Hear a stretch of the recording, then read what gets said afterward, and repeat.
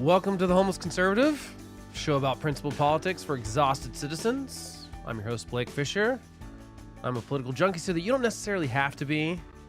We're trying this episode live because it's something I've been playing with. I did one live episode one night. I don't know, I guess it's just because I grew up listening to like sports talk radio and stuff like that. I feel like there's something fun about it being live. It's weird when I sit here and talk to a non-existent audience when I'm recording it. So I thought it might be fun to try to get a live audience in on these things. I don't know. See what happens. So thanks for being here, whether you're live or not, whether you're listening later, that's fine. Doesn't really matter. Just thought I'd spend today talking about some of the comments I've gotten on YouTube and stuff like that on some of my videos. I wanted to further expand the arguments on some of my things, just because I think some of these are valid points. Some of them are not. And instead of getting into it in the comments, I just thought I'd just reply to them via video, and don't really want to talk about the Trump trial anymore. That's over, the guilty verdict. I thought we could talk about some comments. That's the good stuff to get into. And I should specify, doing this whole thing, in no way am I offended by comments. I don't really care if you call me names. It doesn't bother me. My wife was off social media last year when I started this whole thing, and then she got back on and was kind of shocked when she saw the Instagram comments, was like, oh my gosh, they're so mean. I'm like, yeah, there's just people on the internet are mean behind a keyboard. It's kind of like, I feel like there's also that bubble when we're driving in our cars where we can yell and scream and flip people off. Things that we would never do if we were actually, in face to face in front of these people. So I really don't take offense at anything in the comments, but I do like to have friendly discussions, and I'm all for having an argument back and forth. I'm all for people saying they think I'm wrong about something, or they think I'm whatever. That's what I think we need more of, is more dialogue. We need to actually talk about these issues, and just shouting each other down doesn't really work well. And not that that's not what most of the comments are, but I just thought I'd take a few of them. Before we get into that, though, I do just want to mention a couple sort of things going on. So you probably, if you can tell, I've got a sinus infection. I've had one for like most of the last week. And so I'm trying not to do anything gross, no snotting or sniffing or blowing my nose or anything while on this live broadcast, right? That would be not pleasant to your ears as you've got your AirPods in doing whatever you're doing, faking working or doing laundry or whatever you do while you listen to this. And what's weird about it is that I also recorded the next 2 weeks worth of episodes this past few days because I've got some stuff to work on. I really just needed to like knock some episodes out. So I've got some more like evergreen content coming with interviews with some people that I think you'll enjoy.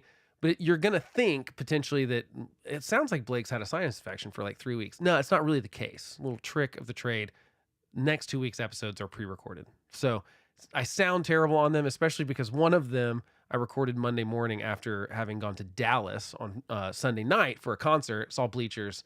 Bleachers, I'm confident, I'm sure Jack Antonoff and the band do not agree with me politically, but dang it, I'm going to give him a shout out. It was one of the best live bands I've ever seen.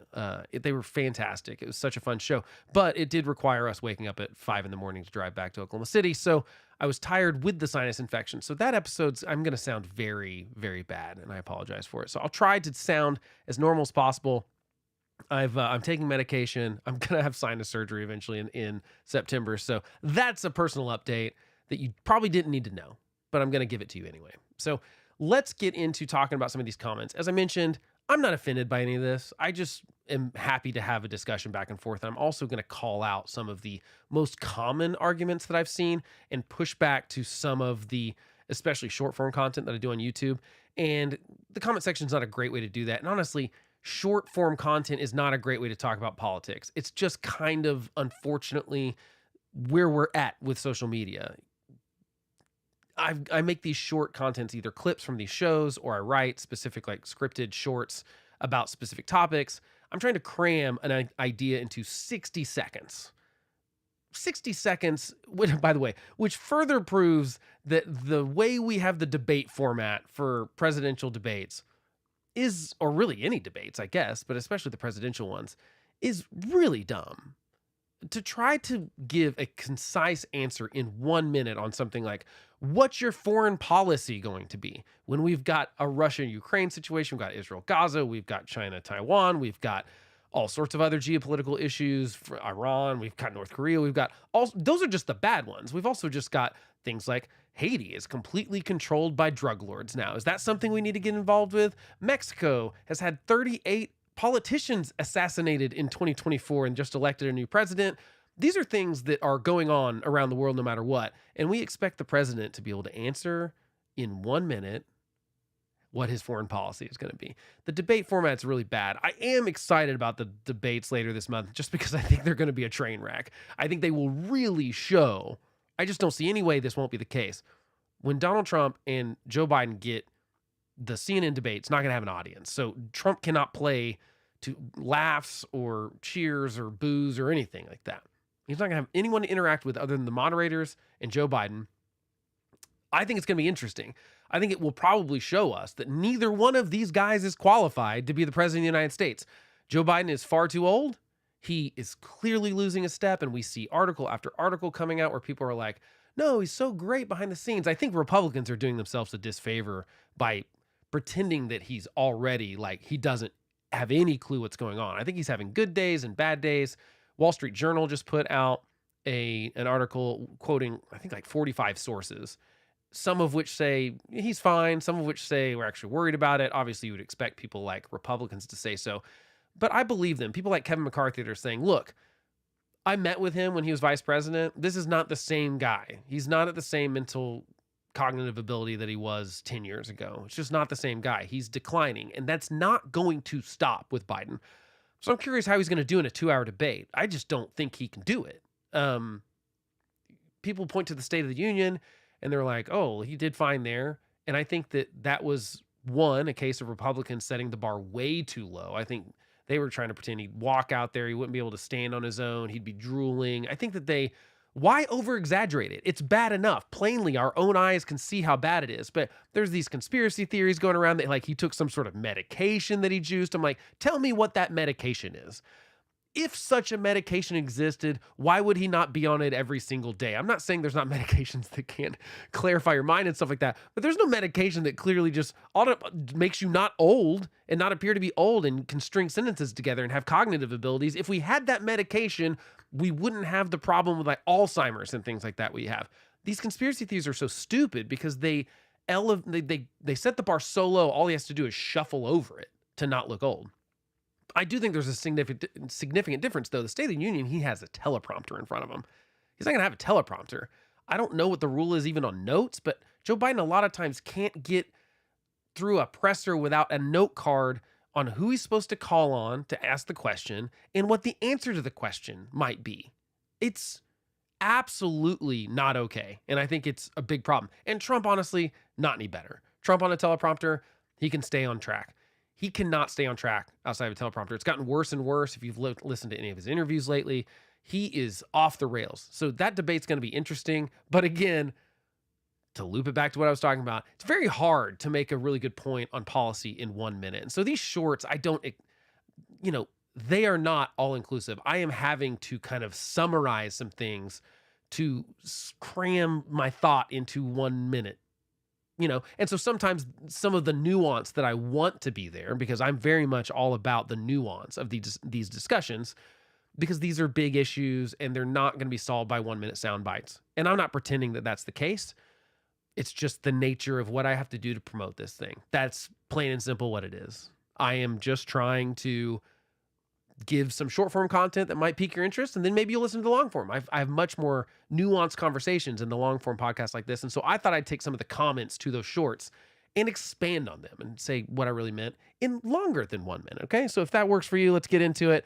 Here's one comment, and for all I know, some of these people are bots. Some of these people, I'm sure, are just trolls. I don't really care. Like I said, it doesn't offend me, but this was a video I made about the First Amendment protecting your right to hate speech. It was actually just a clip from an episode, because that's the fact, is that the First Amendment does protect your right to hate speech. But this comment says, that's fine if that's your quality of character, but don't be the typical hate speech advocate who gets butthurt when accountability comes knocking.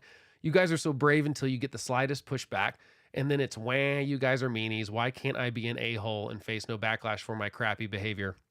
I'm editing a little bit there, obviously, but I don't feel like this is anything I've I've said I don't feel like I've ever been okay, let's just take this piece by piece, okay? First, the quality of my character. I'm not saying I like hate speech. I just want to be totally clear. I don't enjoy hate speech. I don't enjoy people who lie. But that doesn't mean you don't have a First Amendment right to lie. It doesn't mean you don't have a First Amendment right to hate speech. The problem that I have with hate speech being labeled as such and trying to make it illegal in some way is that who gets to determine what hate speech is? It's the government, right? I mean, if we're going to make a law that says this is illegal, the government has to decide where the line is on hate speech. Talking about lying, like I said, you can be a liar. You can lie to me, and there's no legal reason you can't do that. Now, there are some specific reasons where you can't do that. Can't lie to like the FBI, like law enforcement. You can't lie under oath. Those are things you can't do. But it's because we can prove what a lie is. We can prove that you're not telling the truth, for example.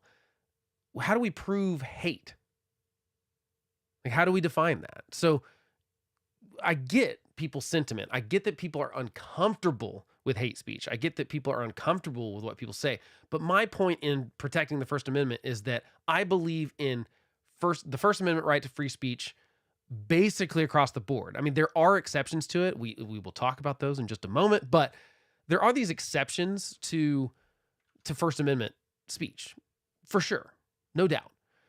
They're not generally the common ones that people think they are. I think what I want to be clear about is that I'm not pro hate speech, and I'm not defending the people that spew hate speech. In fact, in the video clip, I mentioned specifically that what I like about hate speech being legal is that I can then see someone that's saying something I don't like or something that I think is evil. For example, if you are racist, I think that racism is just absolutely evil. There is no other word for it. If you think your race is superior to another race based on only the color of your skin, that is an evil ideology, okay? But I want to know who the racists are so that I can use my First Amendment right, for example, to not hire that person or not associate with that person, or to use my own free speech to call out their hateful rhetoric, okay? That's what I like about free speech, is that we don't have to hide, in corners of the internet or whatever to say those vile things. We can say them out loud in public if we want to. I'm not defending the vile things that people say. I'm just saying we have to defend the vile things, because if you only protect the speech you like, you're not pro speech, free speech. You're just not. If you, and furthermore, how do we define what we like? Because as we splinter in this country, is there anything that we'd all agree is hate speech? Is it the N-word, for example? Well, so if that's hate speech, is it only if a white person says it, or is it if a black person says it too, like in a rap song, right? It gets very tricky, okay? I absolutely believe that, as far as being rude, it's not something I would ever say, right? But it's not something that I want to limit someone's ability to say, for example, because one, I think it's a legitimate use of free speech, right? But also, if someone's using it in a way that I don't like, I can be like, I don't want to hang out with that person, or I don't want to work with that person, or pick it. You know what I mean? Or let's say it's, the obviously other hate speech kind of thing. It's normally racism. It's normally something with LGBTQ stuff, especially in this month, in June, in Pride Month. It's like everything's hate speech, right? People can disagree reasonably without it being hateful. So I don't want the government deciding what is hate speech and what's legal and what's not. And case in point, a First Amendment thing that's actually going before the Supreme Court probably this month, or it's already gone before the Supreme Court, but we'll probably get a ruling on it sometime soon, is did the Biden administration coerce speech by trying to get Facebook and Twitter and the like to remove what they deemed as misinformation? So it's not just that we have a right to free speech, it's that the government cannot compel us to speak or not speak. And that's something before the Supreme Court right now, is like, did the Biden administration go too far in kind of leaning on social media companies during COVID to pull stuff off their platform? I think that I think it's reasonable to say that they did, but that's what I care about free speech. The point of free speech in our framers, like minds, when they wrote it, was that they did not want the government telling people what they could and couldn't say, because they wanted the government to be they needed people to be able to call out the government when they weren't doing stuff right. They did not want a tyrannical government controlling people's lives, and they want people to be able to step up and say, "No, I don't agree with what the government's doing right now," and for that to be okay. That was the idea, and the press is obviously a big part of this too. And honestly, the press is just not living up to the standard of the First Amendment. The purpose of the First Amendment with the press is that they hold our leaders accountable.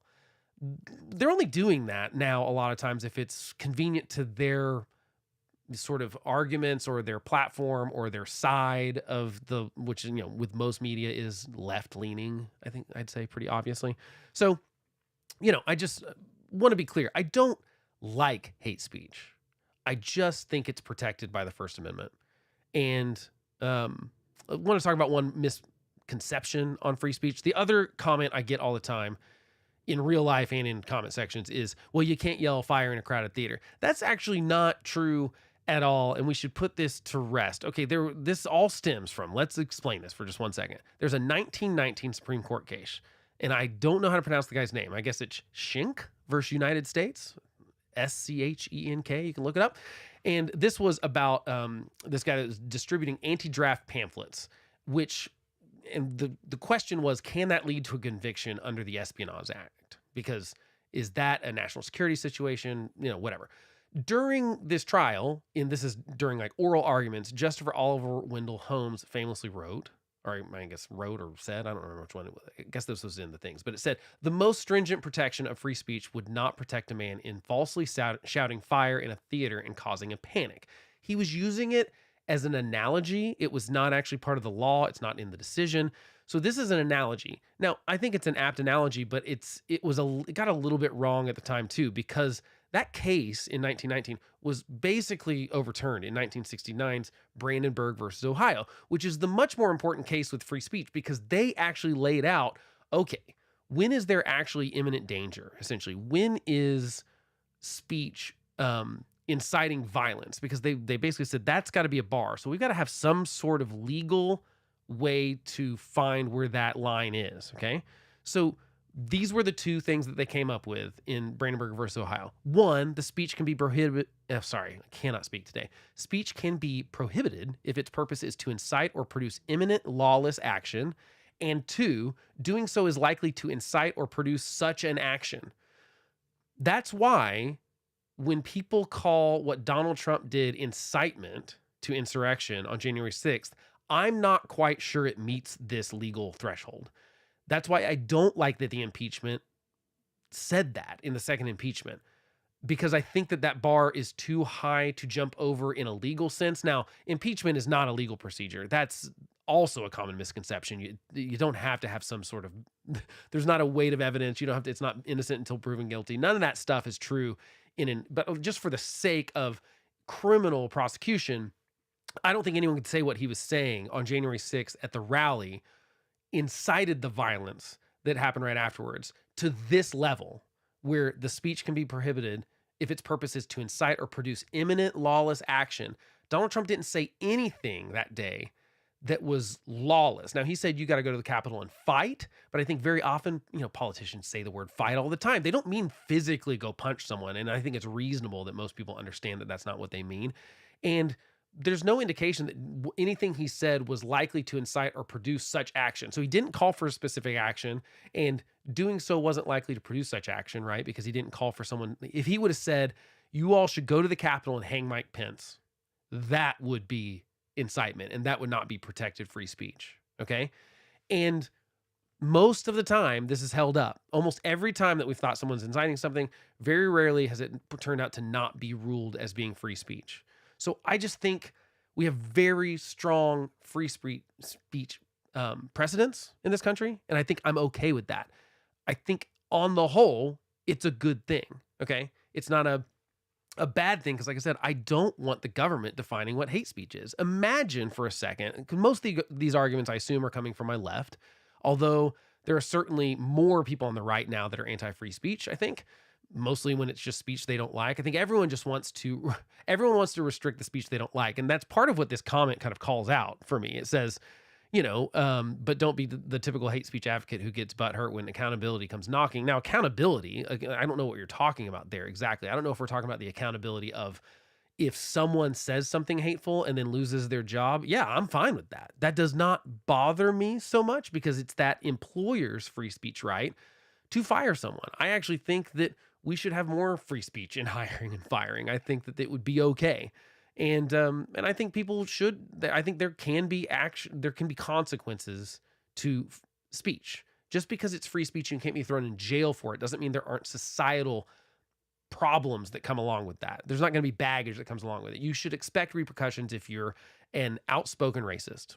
And I'm okay with that. It doesn't bother me. But imagine if you're on the left of me and Donald Trump is reelected, which is not a far-fetched thing. He's leading in all the polls in the swing states that he would need to win to become president again. Okay. Imagine Trump's reelected and he defines any criticism of him. Let's just say he says that, like, if you criticize the president, and now it wouldn't hold up under law, obviously. That's a ridiculous notion. But think of the other things that he might do. He might say that you can't, I don't know. Think of it. Do you want Donald Trump controlling what you can and can't say based on him labeling it as hate speech? I don't think you would. So I think anytime we give the government power, you should think of your worst enemy in control of that power and ask yourself, do you want that?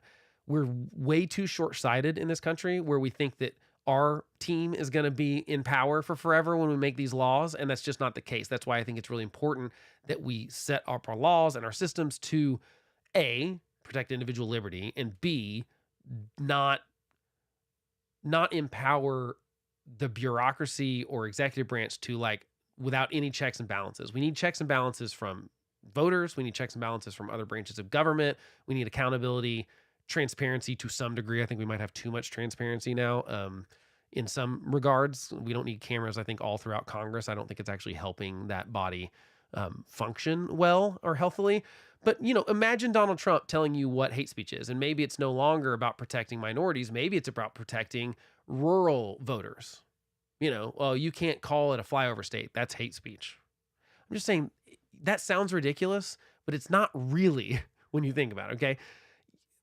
Because like I said, a lie, like we can say you have the right to lie to people, but you don't have a right to lie to the FBI. And we can write that down in law because we can say, well, the FBI would have to prove that you're lying to be able to get you on that obstruction charge, right? Or if you lied to under oath, for example, in a court of law, they'd have to prove that you were lying to be able to convict you of lying under oath and send you to jail for it. And I think that these are provable things, but hate speech and where's that line, we can't really prove. Okay, so that's my further expansion on hate speech and free speech, and I will always defend it. Even the people that I totally disagree with and I think are gross, I will defend it unless I think it's hitting one of those two things where it's inciting violence of some sort. Okay, all right, number 2. This is talking about, I did a little short about Congress, actually getting something done and passing the bills to fund Ukraine, Taiwan, Israel, and the 4th bill that actually banned TikTok. I mean, the so-called TikTok ban. It's really a forced selling of it, but whatever. And obviously Republicans in the MAGA world were up in arms about this. And I was just pointing out the fact that, like, hey, look, Congress actually got together, figured out how to pass a bill and passed a bill. Like they're actually doing something. We can talk about whether you agree with it or not. And a lot of people do disagree with this, but the most common way that they disagree with it is they say it is not their job to spend my wages outside the USA. Well, I hate to break it to you, but it actually is their job, according to the Constitution. So let's just look at the relative piece of information here. That's actually not it. Let's just go back to this. Okay, so that didn't work. Let's see. Where is that? Let's see. Let me get rid of this 1 second. Got too many windows open, which is always the case. Okay, let's try that again. Let's see if this is the right window. Yeah, that's the right window. Okay, so here is the United States Constitution, just in case you wanted to take a look at it. Article 1, Section 8, the Congress shall have the power to lay and collect taxes, duties, imposts, and excises to pay the debts and provide for the common defense and general welfare of the United States. Okay, so plainly, Congress actually does have the legal ability to collect taxes and to then spend that money. They've got to make a budget. It's like the Congress's job to make the budget, okay? They chose to make this part of the budget. Now, it is absolutely your right to remove your representative or senator that you disagree with their vote. You can vote for someone else when they're up for re-election. That's how this works, okay? But it actually is their job. And sometimes their job is to spend money, not just in the United States. Believe it or not, we've always spent money in foreign countries. It's always a thing. Now, we can have an argument about whether we should or shouldn't, but it is their job. Now, let me tell you a little bit why I think it is in our best interest to do so when it comes to Ukraine and Israel and whatnot, okay? So I do think actually that we can spend money outside of this country in the interest of the United States. I'm not saying that's always what the case is. Like, for example, if we're spending millions of dollars on something that actually has no connection back to the United States whatsoever, I'm anti that. I don't have any examples of that right now, but I know I've seen them all the time, like general wasteful spending kind of stuff. But when it comes to Ukraine specifically, which is really where their problem is, by there I mean the MAGA kind of side of republicanism, is they just don't like Ukraine because Trump doesn't like Ukraine. Okay, that's really what this all boils down to. And they didn't want to, but they come up with all these excuses. Oh, how can we spend money in Ukraine when we've got all these problems here in the United States? That's a fair objection, except that my point is that I think spending money in Ukraine is a direct United States interest. Okay, and here's why. We had a treaty in the 90s that said basically post the Cold War, Soviet Union breaks up. There's still some little countries that have nuclear weapons. We don't really love the idea of that. So we reach an agreement with Ukraine that says, hey, we're going to have your back. If you get rid of your nuclear weapons, we will back you if someone invades you. Essentially, we say, we will defend you if you give up your nuclear arms. And there's some other stuff in there too, right? Okay. And obviously, I'm jumping forward and making this oversimplified for the sake of, I'm not an expert on Russia-Ukraine stuff. I know the bullet points though, okay? So we do that. I think that we've got to hold up our end of that bargain. And when Russia then invades Ukraine, I think we've got to at least have their back and say, okay, we'll get you weapons. That's all they're asking for. They're not asking us to come fight. They're not asking for soldiers. They're asking for intelligence help, and they're asking for weapons. Weapons which we have in old stockpiles for the most part. And most of the money, when we talk about the money that's going to Ukraine, and Russia, honestly, all the money that's going to Ukraine, Israel, and Taiwan, for the most part, we're sending them weapons, which are in our stockpiles, and then we are paying defense contractors in the United States to replenish those stockpiles. That's really, for the most part, what this money, the vast majority of the money, that's where it's going towards, okay? So it's not like we're just sending piles of money to Ukraine. That would be foolish, in my opinion. We do send some of that, not very much of it. Almost all of it is weapons. Weapons that they've asked for because they're like, we need air support. We need these kind of missiles. We need, they need all these kind of strategic weapons. And honestly, we've been, I think, too slow to get them to them. That's maybe a different argument. But the point is, I think we got that 90s treaty. That's a reason we should back them. And we're deteriorating the Russian military without having to send any troops in. So it costs us nothing but, by the way, very small percentage of the budget. So the over the last couple of years, we've spent basically 5% of the defense budget. So the Department of Defense budget is 13% of the entire fiscal year's budget. Okay, so our military spending is 13% of our entire budget, and 5% of that 13%, which is 0.65% of the entire budget of the United States. That's what we've sent to Ukraine. And by sent to Ukraine, we've sent them weapons. We're really just sending that money to Department of Defense contractors who make us new weapons and planes and things like that, okay? I think 0.65%, first of all, I've not heard a lot of fiscal responsibility of like complaining about all the other spending that's actually causing problems. Our biggest problem with the debt and spending is Social Security and entitlements. And Trump and Biden are both saying we're not going to touch either one of them. And because they're going to be dead and gone when those go insolvent. I mean, Medicare is maybe going to go insolvent by 2028. Social Security, I think, is 2033.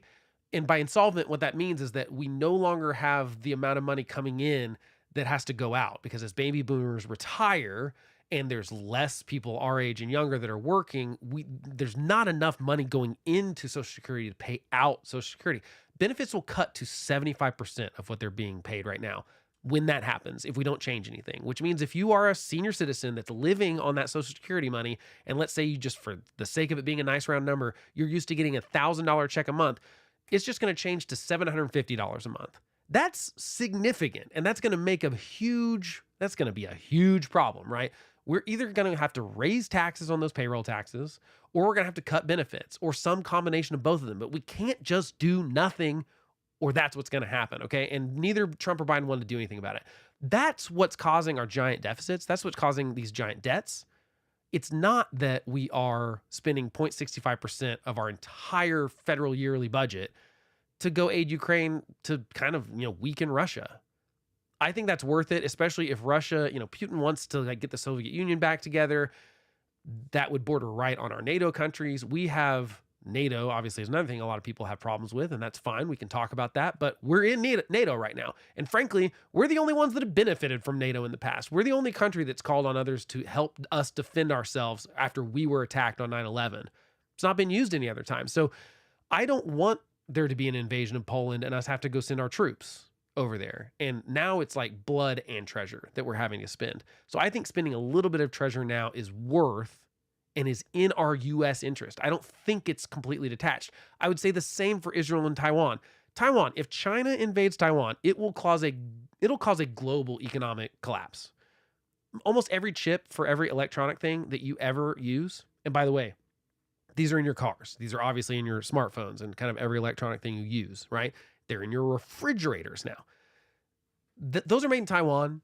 And if China invades, there's basically already plans for those buildings to be blown up so that China can't control that technology and control the chip manufacturing for the whole world. That would cause a lot of problems. Remember during COVID when we couldn't get chips and there were just cars on lots, you couldn't get cars, you couldn't get any kind of new stuff because we didn't have the chips. That's going to happen on a much larger scale if China invades Taiwan. So it is worth beefing up Taiwan's defense, in my opinion. Israel, similar situation, but for a different reason. They're our ally. They've been our ally. They're a democracy surrounded by people that want to eliminate all of them from the face of the earth. I think we should support people that want to have a country with a democracy. I'm not saying their democracy doesn't have problems. I certainly have lots of issues with their administration and the setup of their government. There's lots of things I would change, but that's up to the Israelis to determine. And if they want to get rid of Netanyahu and vote someone else in, have an election, that's up to them. And I freely say that they should do whatever they want. That's up to them. But we should support the democracy in general because I think it's good for the world. I think it's good for the Middle East. And you'll notice it's pretty obvious that Iran, we don't have like the paper trail that says this, but I mean, October 7th probably happened because of the normalizing relationships, at least in part, between Israel and Saudi Arabia and Israel and Jordan. And some of these Middle Eastern countries are realizing, you know what?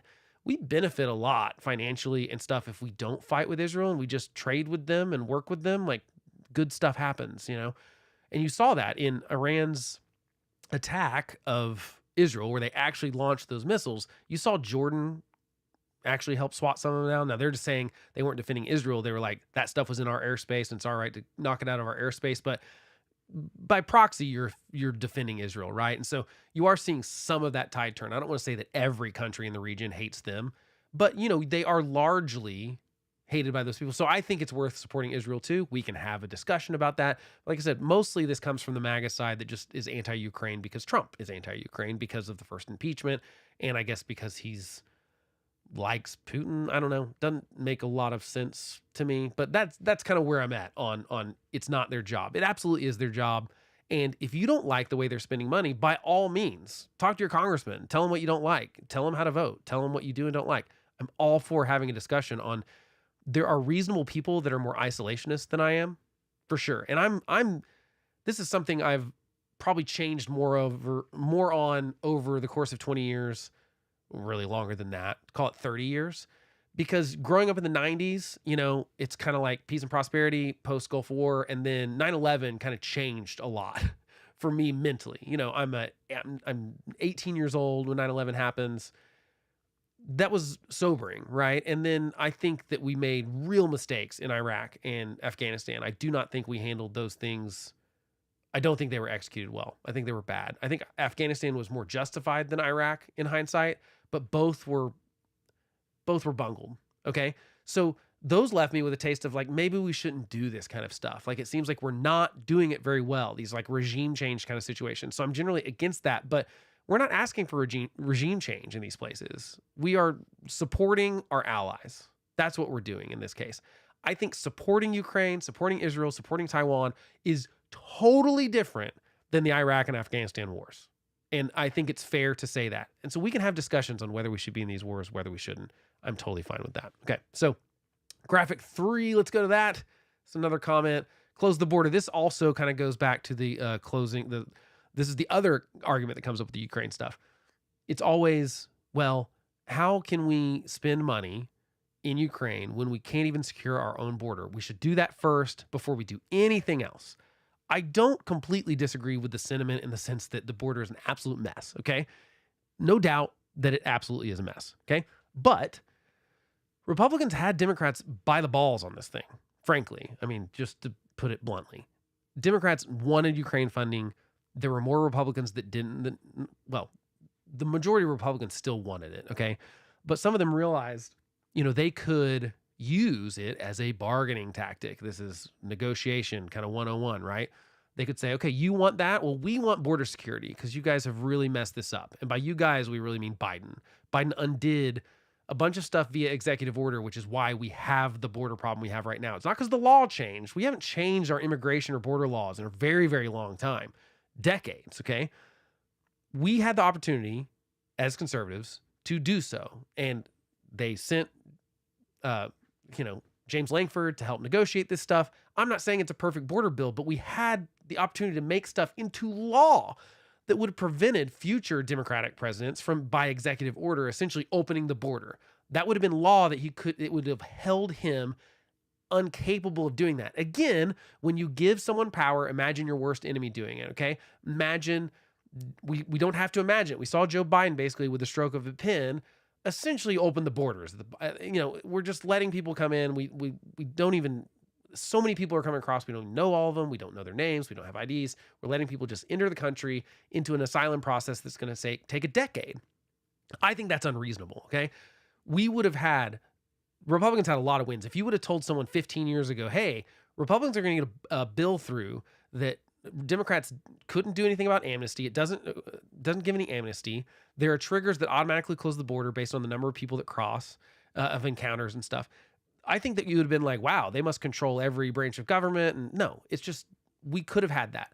Trump decided to squash it because he didn't want this coming up in an election year. He didn't want Biden to potentially get any kind of win in an election year. He wanted to be able to hang the border around like Joe Biden's neck like an albatross. And to be fair, it should be hung around Joe Biden's neck like an albatross. It absolutely should be. He's trying to make some adjustments right now in those executive orders that would potentially stop that flow.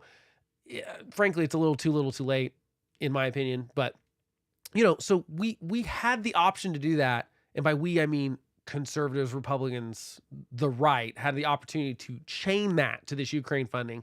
And we didn't. And you look at that. Ukraine got the funding anyway. So what did you get out of it other than the ability to, I don't know, sit on your high horse and demand something perfect? Trump claims we're going to get a better border deal when he gets reelected. Well, not necessarily. You have to win the House and the Senate, and not just the Senate. You really have to have a supermajority in the Senate, which you're not going to have. You're not going to be able to get past the filibuster, which he'll probably try to get rid of, and people will probably go along with it because there are enough sycophants in the Senate now to do that, probably. But he's going to have to compromise with people, and there's no bargaining chip now. We had this bargaining chip. I think the smarter move, honestly, would have been, I think the better move for Trump, not that why am I trying to give Trump advice? He doesn't care what I think, but I think the better move would have been to push the bill through, pretend to be the author of it, get it signed, and then on the campaign trail, you could be like, I fixed the border that Joe Biden broke, and I'm not even the president right now. I'm not even in power right now, but I got this done. And I think it would have worked. I think he would have been able to look, I can do more for the border even when I'm not the president. So you should elect me. It would have been a better move. Honestly, he could have taken all the credit for it, Biden, and not given Biden any of it. He could have spun that for sure. He can't even think 2 steps ahead. When people think Trump is playing 3D chess, I disagree. If he thinks he's going to be able to get stuff done, he shouldn't be sending MAGA people out to attack Larry Hogan, for example, who they need him to win that Senate seat, okay, if they want to control the Senate. That's just simple math of if you want Republicans to control the Senate, you need Republicans to win their elections. You shouldn't be dogging on people just because they don't come out and full-throatedly defend your innocence in this New York trial or whatever. These are just all things that really bother me because, like I said, he's not actually thinking ahead. He doesn't care about the party. He does not care about conservative values or these issues. He just wants to win. And then he probably for his own nefarious reasons. And obviously that's me speculating. So maybe that's not fair. But that's what I think about this. When everyone comes back at me with, hey, we got to close the border. We got to deal with our border first. I think I agree with you that the government is generally so bad at everything they do that I don't trust them. They're the last resort. They're the last people I want to give control of something to. But there are certain things that the government has to do. The government is actually in charge of the border. We can't privatize the border. We can't privatize the military. There are certain things the government has to do, and I do agree they should do those things better than they're doing. But that doesn't mean they can't do other things at the same time. It actually is in our government's interest to have foreign policy, dollars and cents that go around, or who do we support, who do we not, who are we working with, trade partners, all this kind of, we're supposed to be able to do more than one thing at the same time. So yeah, let's secure the border, but I think we can do two things at the same time. I don't think this is actually the problem that people think it is. All right, let's go to another one. It's not your job. Okay, so this is this is one of the things that's my biggest problem with Trump. And my biggest problem is with Christians supporting him in a way that they're defending him morally. Okay. So I had a little short that I said Trump thinks Christians are stupid when he was hawking a $60 Bible at them and pretending that, I think his pretending to be a Christian is frankly transparently false. I just don't think there's really anything about Donald Trump that indicates to me that he's Christ-like. Okay. So he's hawking this Bible. It infuriates me because it just hits all. I'm a Christian. I do not like the conflation of the two, as far as it's fine for your religion to shape your political views. I don't think it's okay for your political views to become your religion. And I think that's pretty much what's happened with a lot of Trump supporters. Not all of them. I think it's totally reasonable for you to have voted for Trump in 2016 or 2020 or even this year in 2024. It's not somewhere I can get yet, but it's reasonable to go, I think Biden is too dangerous or too old, or what the Democrats have done and the Democratic agenda, you think that's more dangerous than Trump is. But it is another thing entirely for you to be a Christian and then come at me and say, it's not your job as a Christian to judge someone else. Okay, because that's what this comment says. It's not your job as a Christian to judge someone else. I disagree with that theologically. I'm not going to totally get into the weeds here because this is a political show. You probably don't want to hear me wax on about my religious beliefs, but I don't think that that's actually true. And I also don't think you believe that as the person that commented this, because I bet you've judged people on the left. I bet you judge Joe Biden. So why is it not fair to point out that Donald Trump is morally repugnant? Okay. You can vote for him and still say that at the same time. I think that's reasonable, right? It's not unreasonable to say, hey, I'm going to vote for the guy, even though I think he's morally bankrupt. It's also not unreasonable for you to say, I think he slept with a porn star and paid her off while his wife was at home with their months-old son. And I think that's reprehensible behavior, but I'm going to vote for him because I think he's got better policies than Joe Biden does. And I think Joe Biden has other reprehensible behavior. But that wouldn't bother me. We can have that discussion, and I might try to persuade you otherwise, or you might try to persuade me to vote for Trump. That's fine. We can have that discussion. Happy to. But when you defend him morally and pretend that he's, what fruits of the spirit do we see in Trump? Love? No, it's vengeance. I mean, he's literally running on retribution. That's not love. Joy? There's nothing joyous about the way he complains about stuff all the time. He's the victim in everything. Peace? He doesn't seem very peaceful, I wouldn't say. Patience? Certainly does not seem patient. Kindness? Who's he kind to? Who's he ever been kind to? Goodness, faithfulness, gentleness, self-control? None of these things I see no Christ-like behavior in Trump whatsoever. Doesn't mean you can't vote for him. It's just don't defend him. And this is sort of a similar one, is when it comes back with, he without sin cast the first stone. This is the other comment.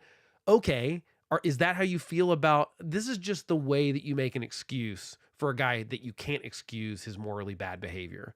That's really what this boils down to. And I just wish people would be honest and say that, yeah, his behavior is gross, but I'm going to vote for him anyway. Just like tell me that.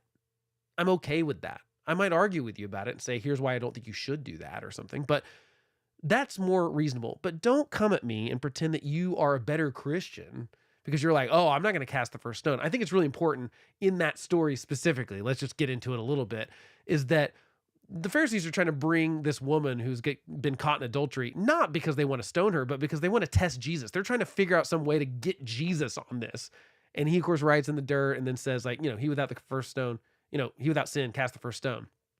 And then he writes something else in the same. And then people start leaving. And eventually everyone leaves. It's also interesting that the oldest people started first. I think they left that in there for a reason. I think they were probably wiser and realized this was dumb, right? And who knows what he wrote, right? We don't know. But at the end of the whole story, Jesus tells her, hey, look, no one's here to condemn you. Go and sin no more. He still tells her not to sin. He still points out her sin. I think it's a ridiculous notion that we don't point out when we see bad behavior in people, especially our leaders. There obviously are differences between what I'm supposed to do as a Christian and what I'm supposed to do as a citizen of the United States. And it's absolutely clear to me in the Constitution that my job as a citizen of the United States is to check power, is to make sure that I'm calling out and I'm holding them accountable when I think that they've done something wrong, or when I think they're morally bankrupt, or when I think they're gross, or whatever the situation is. If I think something they've done illegal, or if I don't agree with their policy, these are things that we're supposed to do as citizens. I don't think the framers of the Constitutions ever imagined a situation where we would just knee-jerk reaction, defend our side while attacking the other side all the time.